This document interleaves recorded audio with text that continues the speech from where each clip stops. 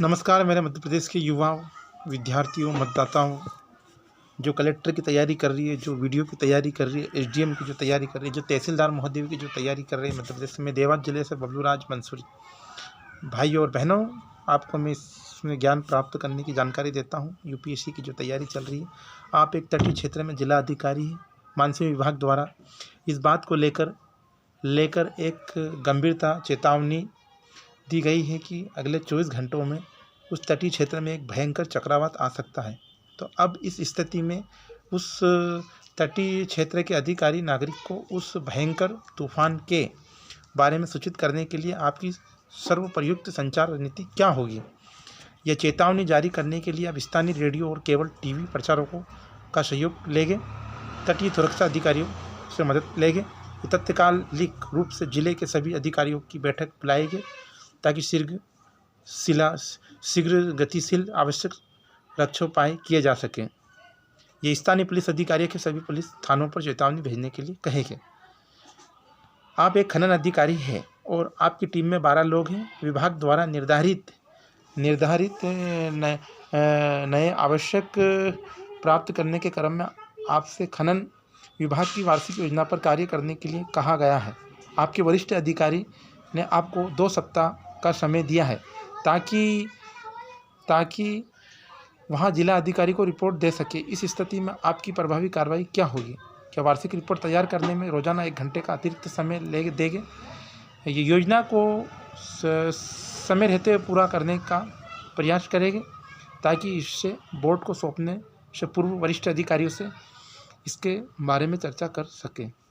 योजना तैयार करने में पहले शीघ्रता से अपने प्रमुख साथियों में संपर्क करके उसके संबंध में उसके विचारों को जानेंगे। ये कार्य की जटिलता के कारण 2 सप्ताह के लिए इसे अपनी सर्वोच्च प्राथमिकता मानते हुए व्यक्तिगत रूप से एक विस्तृत योजना तैयार की जाए। आपके विभाग का एक बहुत ही महत्वपूर्ण सदस्य कुछ समय में से अपनी स्थिति को लेकर असंतुष्ट है। आपको यहाँ सब इसलिए पता क्योंकि वहाँ विगत कुछ सप्ताह से वहाँ आपसे उसके साथ हो रहे गलत व्यवहार की शिकायत कर रहा था। आपको यहाँ भी पता है कि वहाँ विभाग के लिए एक बहुत ही महत्वपूर्ण संसाधन है और उसकी क्षमता निर्विवाद है।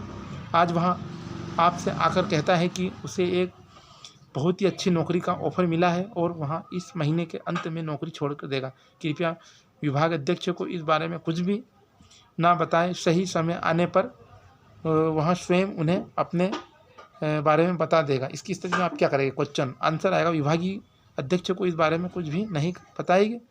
विभागीय अध्यक्ष को इस बारे में सब कुछ बताएगी और उनसे अनुरोध करेंगे कि उस शिष्य के लिए मैं कुछ करें। आप एक रसायन विज्ञान में विभागीय अध्यक्ष के रूप में कार्यरत हैं और आपको विभाग द्वारा संचालित विभिन्न शोध परियोजना में सहायता कार्य के लिए एक युवा शोध सहयोगी की तलाश है। इसके लिए समाचार पत्र में विज्ञापन सह रिक्ति संबंधी अधिसूचना भी जारी कर दी गई है और इस पद के लिए उच्चतम आहार पीएचडी है। हालांकि यहाँ अपरिहार्य भी नहीं है। इस पद के लिए आपको 5 आवेदन प्राप्त होते हैं, जिसमें से 4 के पास पहले से ही पीएचडी डिग्री है, जबकि एक अभी पीएचडी कर रही है।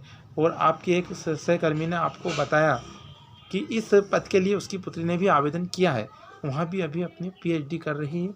उसने इस पद पर अपनी पुत्री का चयन करवाने के लिए आपसे अनुरोध भी किया है। इस स्थिति में आप क्या करेंगे? अपने सहकर्मी के अनुरोध को दृष्टिगत रखते हुए आप इस पद पर उसकी पुत्री का चयन करेंगे या आप अपने सहकर्मी को बताएं कि इस पद के लिए और भी कई अर्ध अभ्यर्थी हैं, इसलिए आप उसकी पुत्री का चयन नहीं कर सकते हैं, या आप अपने सहकर्मी को चयन प्रक्रिया से दूर रहने के लिए बोलेंगे या उसकी पुत्री के पक्ष में कोई सिफारिश या अथवा पक्षपात नहीं करेंगे। आप किसी जिले में जिला अधिकारी कलेक्टर आपको सूत्र से ज्ञात हुआ है कि आपका व्यक्तिगत सहायक लोगों के उन कार्यों के एवज में एक तय राशि आपके नाम से वसूल रहा है। जो वित्तीय प्रकृति आपका प्रथम कदम क्या होगा? क्वेश्चन, क्या पुलिस से रिपोर्ट दर्ज कराना, आरोप की जांच कराना है, ये व्यक्तिगत सहायक को निलंबित कर देना है, या उससे स्पष्टीकरण मांगना है? नमस्कार मेरे दोस्तों।